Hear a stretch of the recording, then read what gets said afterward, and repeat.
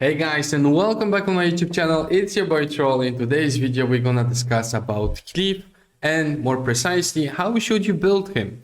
A lot of you requested this video in the comments, so here we are. At the same time I finished the main story on my CLEAF. I'm building and finishing now the side quest and slowly building my CLEAF. Why do you want to do that if you're not playing a CLEAF already? Well, simply because CLEAF is the best summoner for PvP. As all we know from the NA servers, he's the PvP god. If you want to have a chance at being in the top 10 ranking in PvP, you want to build a CLEAF. So in the video, I'm gonna tell you what skill points you should prioritize at the beginning and what should you build afterwards, because at the end of the day, we all want to farm and basically, do the skill points and eventually have all the skills maxed out, but it will take some time. So I'll just show you what's the best priority at the beginning.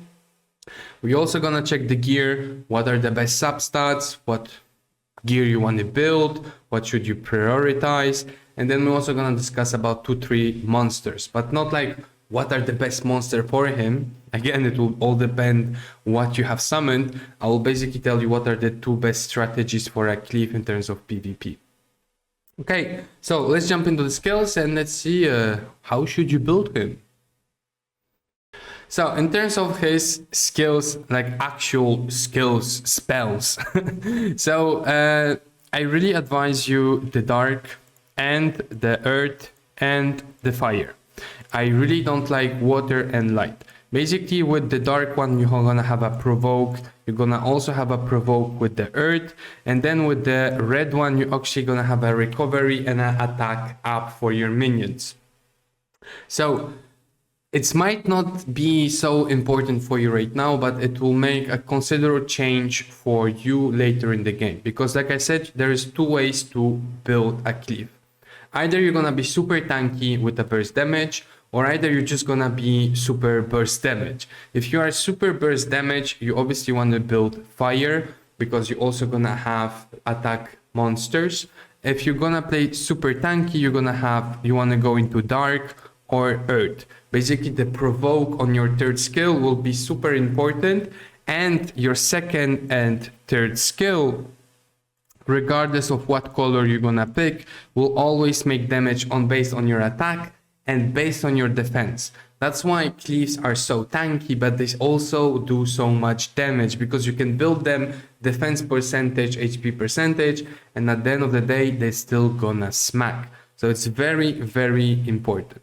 But in my opinion, top 1 will be the dark weapon. Top 2 for me is the earth weapon. It's as easy as that. Now again, if you have a garbage weapon in terms of dark or earth and your fire one is good, go for the fire one. Simply what I'm saying is that water and light are the worst one in my opinion. There are way more PvE than PvP, so you really want to stick to dark, earth and fire.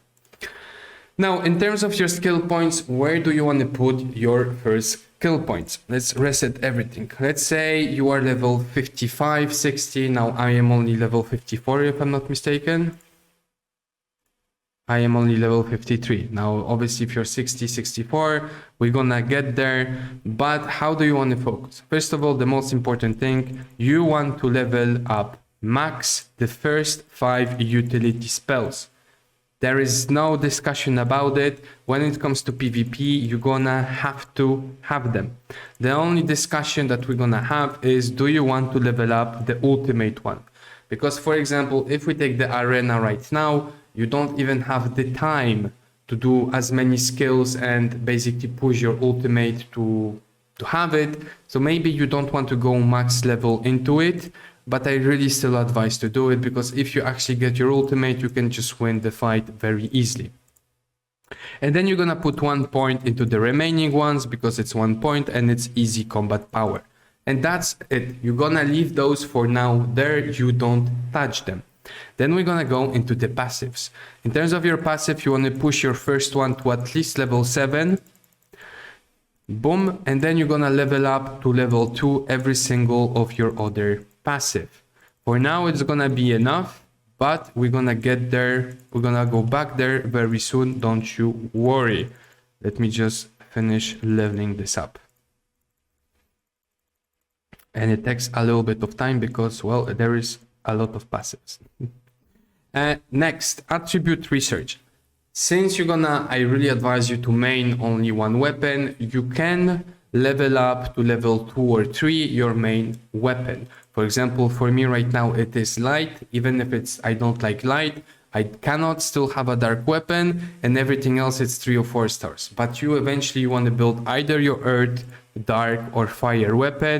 Light and water, like I already said, I just think it's way more PvE, way more sustain than actually doing damage and trying to kill someone in PvP.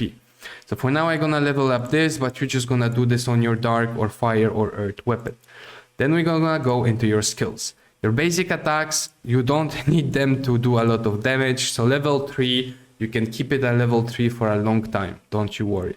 Your dash, basically whatever color of spell you're gonna take, the very first skill will also be some sort of getting closer to your enemy. Now if we take for example the fire, it will be a leap. If we take a dark one, it will be almost a teleportation. Same for light, etc. So same, you don't really want to go all into that spell. I will also say to level 3. However, your third and your second skill, that's where you want to put all your points. We're gonna push first of all this one to 5, and this one is the most important. That skill, you always want to max it out as much as you can, and then whatever is remaining you're gonna put into your ultimate. I wouldn't go further with your like this one also always have to be the highest.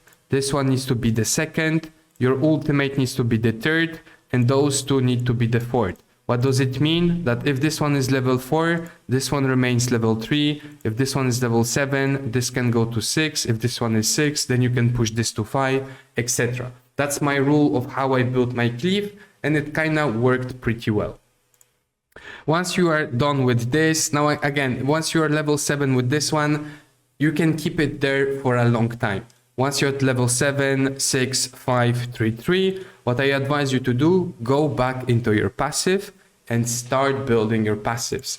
Basically, once you have finished with the skills, like I told you, 7, 6, 5, 3, 4, 4, so 7, 5, 4, 4, 4. What you can do is finish all your passive. You're gonna push the first one to level 10, and all the other ones are only level 5. So you want to push them as soon as possible. And the attribute research, like I already told you, once you pushed it to maybe 3 or 4, you don't need much. You really won't need much for a very long time. So you keep those for the very end.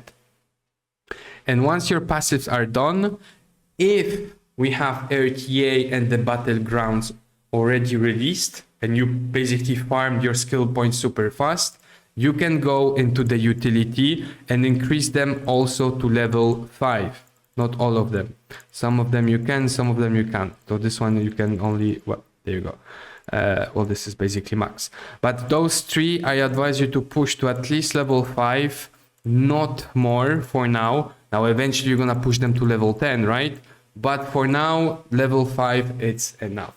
And once you're done with this, you can go back to basically your spells. So that's how I advise you to do in terms of skills. Now, what I just described is heavily PvP focused. In terms of PvE, level 60 with the same, literally the same spells I have right now, you're gonna do very well in all the raids and the dungeons. Like, it won't be such a game changer. You're just not going to be top 1 in terms of who killed the boss first. But again, we don't care about that with a CLEAF. This is Orbia job, so we leave it to her. We care about PvP with CLEAF. So that's all for the spells. Now, when we're gonna go to the gear, what are the stats you want to focus? Well, first of all, we know that you're gonna do damage based on your attack, and you're gonna do damage based on your defense. And you are a tank. So obviously defense percentage is the main stat that you want to have. You don't want to have only defense percentage. If you throw 1 or 2 HP percentage is also great. When I say that, is basically you don't have to have defense percentage on your ring, your necklace, your amulet, everything. You can throw 1 HP percentage. You can potentially also give some crit rate because you can also crit with your CLEAF. So again, defense percentage number 1. Then you're gonna want to have some crit rate, some crit damage, but you also gonna need accuracy. Don't forget that you want to land your provoke.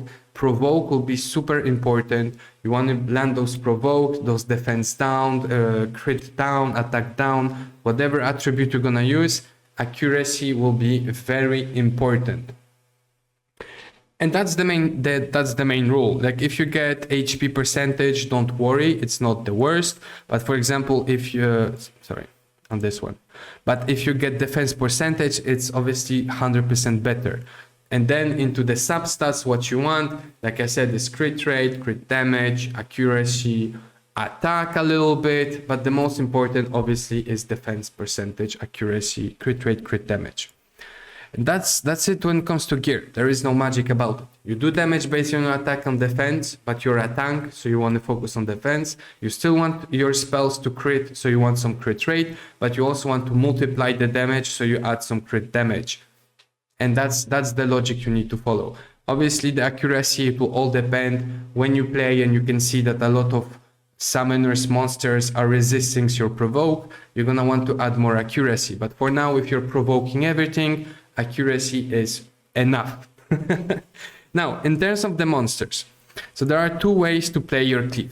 Either you're gonna play him super extremely tanky, so HP, defense percentage, evasion, resistance, accuracy, or you're gonna play him as I just described it, as a proper nuker, tanky destroyer. So you're gonna still have defense percentage, but you're gonna throw in some crit rate, crit damage. So we're gonna have full tank or hybrid, berserk.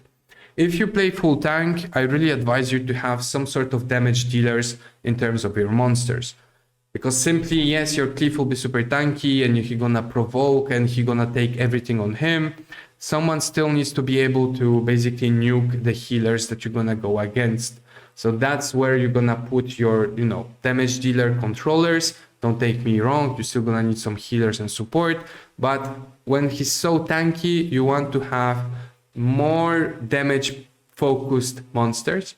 However, when you go into full berserk, and personally I think it's the best thing to do, so you go defense, crit rate, crit damage, you can literally put 3 support units with CLEAF that will basically make sure that everyone is alive, and CLEAF, believe me, he will still nuke one by one everyone, especially Orbias. So I really advise you to build him like that, like defense, crit rate, crit damage, and then you put 3 support units. Now when I say support, it's not 3 healers. It can be 1 healer, 1 buffer, the buffer, 1 control unit. They're still gonna do some sort of damage, but it's mostly about buffing you, making sure you're alive, and at the same time controlling the opponent units.